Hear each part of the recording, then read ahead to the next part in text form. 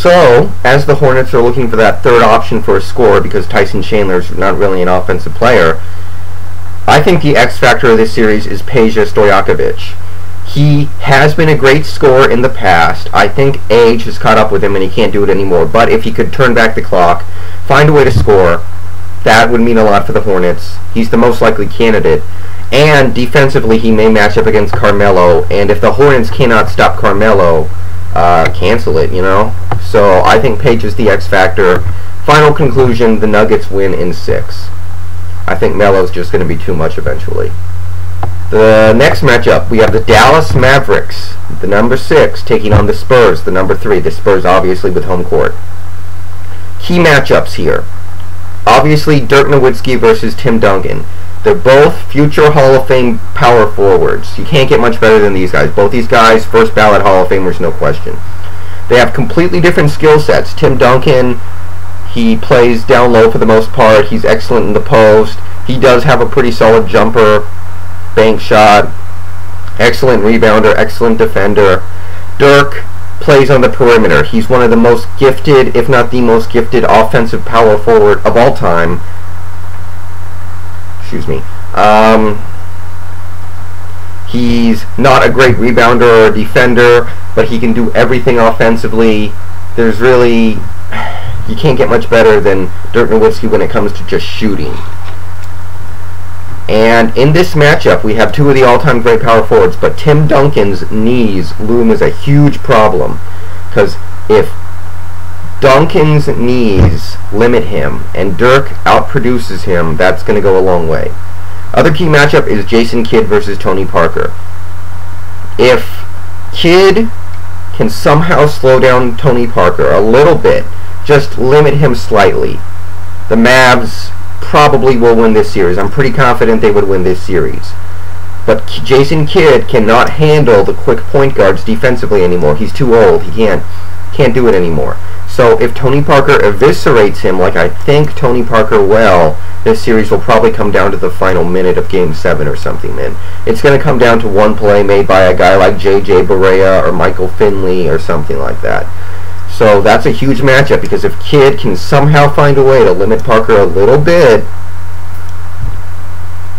I think the Mavs are golden. They might win in 6. Thoughts on this series? Tim Duncan, obviously we know about his knees or ankles or whatever the hell it is. He is not 100% right now, but the Dallas Mavericks front court is reasonably weak. So, you know, you've got Dirk, who plays on the perimeter, not a great down-low defender. You have Eric Dampier, not a special player, and Brandon Bass, solid defender off the bench, but he's not a great player by any means. So, in terms of teams the Spurs could have played, I think this might be the best possible matchup for Duncan to fight Father Time, have a good series. I don't know if he's going to do it, but it could happen, and, you know, he needs to do it. However, if Brandon Bass can come off the bench and limit Tim Duncan, because Tim Duncan's already going to be limiting himself because his knees are screwed up, if Brandon Bass can further limit Tim Duncan, I think the Mavs will probably win this series in 6. So one of those two things needs to happen. So that's another key matchup, but I don't know how often we're going to see that matchup because Brandon Bass is a bench player. I don't know how many minutes he's going to get. But if Duncan was going to have a throwback series and throw up, you know, 12 rebounds and 25 points a game, this was the matchup he wanted. I'm kind of hoping that Tim Duncan has one more great series in him, but I'm not sure if I see it. But this was his best hope. The Spurs have no bench presence to compete with Jason Terry. Previously, if the Spurs had 100% Manu Ginobili, they don't actually have him at all, but if they did, Manu and Terry would cancel each other out. They'd both produce about the same probably, and we'd have, you know, other people deciding it. But now, Jason Terry, by himself, should be more effective than the entire Spurs bench. And I'd also take Brandon Bass over anybody on the Spurs bench. So, the Mavericks have the 2 best bench players in this series. That's going to be huge. So, I expect the Spurs to get eviscerated on the bench, and that'll be significant. The Mavericks are weak at guard. They start Jason Kidd, who has some skills, but he's very limited for various reasons. They also start Antoine Wright, I think it is, at shooting guard, and he's not very good. They have J.J. Barea coming off the bench, who's occasionally makes some plays, but he's not very good. And they have some other guys that aren't really all that good. So we know Tony Parker is going to go off. I figure that much. But Roger Mason, inconsistent player. All he can really do is shoot the three. If he can step up against the weak Dallas Mavericks guards, it could swing the series. If he can knock down 3-4 three-pointers a game, find a way to score 18-20 points a game, go off against these weaker Dallas Maverick guards by shooting the three really well, that could make a huge difference. He's going to be a key to this series. And Josh Howard is another thought I have here. He's going up against, I think, 40-year-old Michael Finley. Finley has played a lot this season. The Spurs have asked a lot of Michael Finley. I think he's worn out by now. He's not very good anymore to start with. So Josh Howard, position-wise, he gets matched up against Finley. So he should have the opportunity to do damage.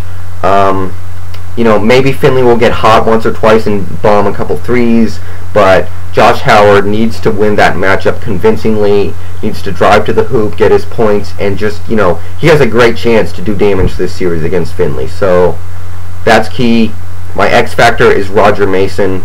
This series is pretty evenly matched. If Roger Mason goes off, I think the Spurs will win. If he doesn't, I think the Mavericks will win. I think he's the up and down thing here. So, my final conclusion. I've been switching back and forth on this one, but I think the bench will be too much. I have the Mavericks winning in 7 games. There's my upset. Portland Trail Blazers taking on the Houston Rockets. My key matchups: Ron Artest versus Brandon Roy. Artest, supreme defensive player. Brandon Roy emerging as a legitimate assassin, excellent gunner, excellent scorer, can score from anywhere, really emerging as a quality player. Ron Artest is going to need to work his magic on Roy. That's going to be a great thing watching going back and forth. And Joel Przybilla / Greg Oden versus Yao Ming. The Rockets could dominate this series down low because the Blazers' big men are LaMarcus Aldridge, who doesn't really play down low. He's more of a perimeter scorer. Przybilla, who is a decent player but nothing special. And Greg Oden, who is a living, breathing foul machine, going up against all-star, elite big man Yao Ming, and even Luis Scola, who's also a very solid player. So the Rockets are threatening to completely dominate this series down low, so Przybilla and Oden need to step up and find a way to equalize the matchup against Ming. Ming is probably going to get 20 points and 10 rebounds, so Przybilla and Oden need to find a way to at least combine and do something similar. Thoughts? Neither team brings a great point guard to the table. Steve Blake starts for the Trailblazers. Aaron Brooks starts for the Rockets. Whoever wins this matchup, it's going to be kind of interesting. I don't think it's a key matchup simply because neither player is that good, but whoever can get a small advantage here, that could go a long way because most elite teams have a very good point guard. Neither of these teams do, so that's going to be somewhat important. Blazers should have a big advantage off the bench. Greg Oden, if he can come around, will be an advantage. They have Rudy Fernandez. They have a couple other players on the bench that I'm not going to bother naming, but they have an advantage on the bench. The Rockets have Lowry and Landry coming off the bench, but neither of those players are that great, so they need to take advantage.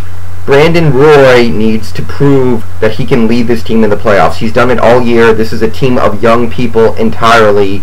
Nobody on this team has really been to the playoffs before, so Brandon Roy needs to find a way to get this team up. I don't know if he can do it, but if anybody could, it's him. And for the Rockets, I'll say it again, Lowry and Landry need to step up off the bench, give them some bench production. And, the Trailblazers fans are crazy. They expect to win the finals this year. They're very rabid. So if the Blazers fall behind at home at some point in this postseason, they might freak out just because they know how much pressure there is to win at home and go, oh my god, oh my god, oh my god. So if that happens, it'll be interesting to see how they respond. The X factor is Greg Oden. Obviously, if he can live up to his potential, it's a very even series. If not, I have Rockets in 6, and that's what I think is going to happen. Houston Rockets win in 6.